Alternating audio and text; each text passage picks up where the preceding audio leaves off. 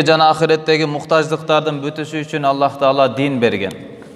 Ошол динди өзүнүн сүйүктүү пайгамбары Мухаммад Мустафа саллаллаху алейхи ва саллам, пайгамбарлардын эң акыркысы, лаулака лама халактул афлака, о Мухаммад, эгер сен болбогондо бүткүл жаратылышты дагы жаратпайт элем. Өтө сыйлуу болгон пайгамбарыбыз өзү айткандай, Аллах Таала истафаллаху мин вулди Исмаила Кинана.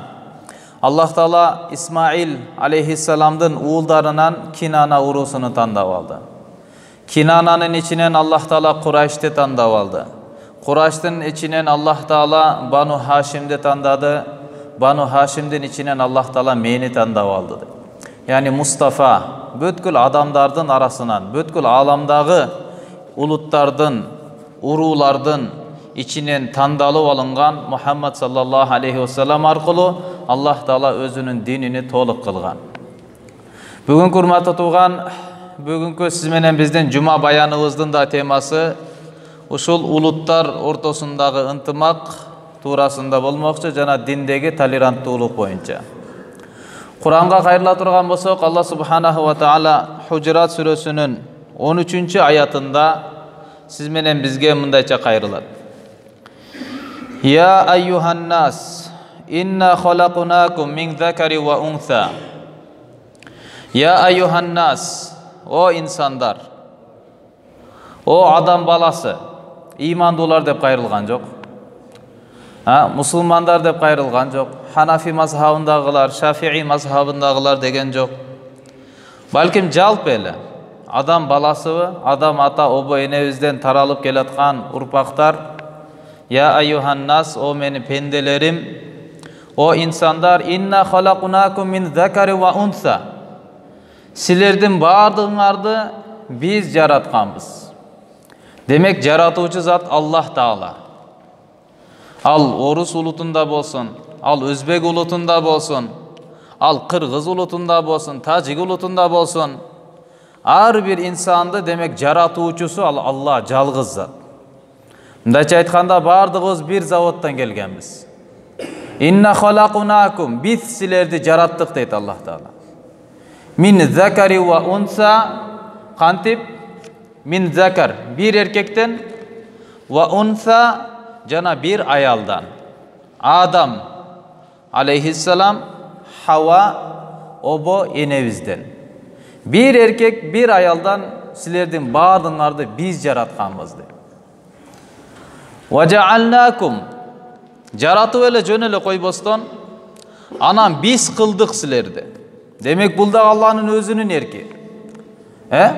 Аллах Таала өзүнүн каалоосу, падышанын өзүнүн чечими, падышалардын падышасы, өткөн күндөрдүн падышасы, азыркы убакыттын падышасы, кыяматка чейинки келе турган убакыттын падышасы, бардык жаратылган адамдардын, адам атадан кыяматка чейин инсан жиндин бардыгын чогултуп алып, сурак ала турган кыямат күндүн падышасынын чечими.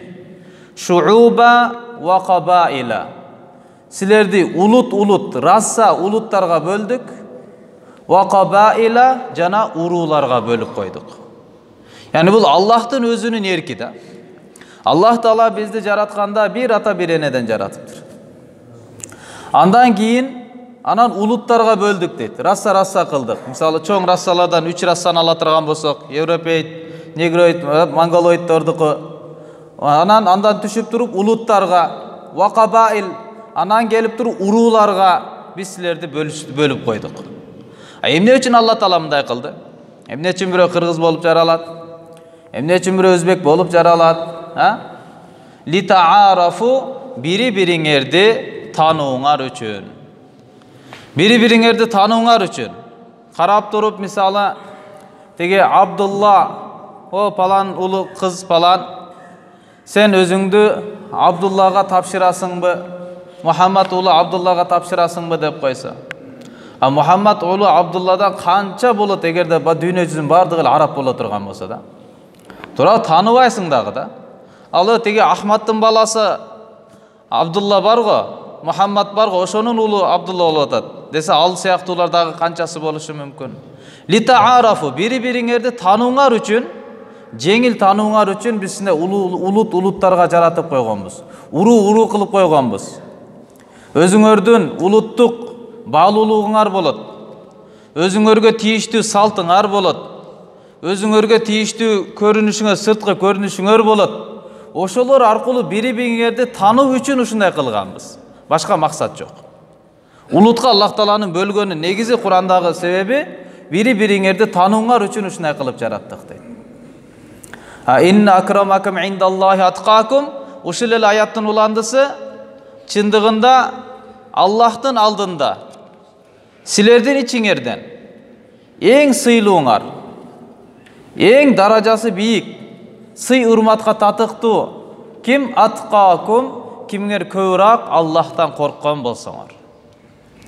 Таквачылык кимдики көбүрөөк болсо, Алладан ким көбүрөөк корксо, мына ошол пенде, ошол эркек, ошол аял, ошол улуттагы адам демек Аллахтын алдындагы эң сыйлуу адам экен да.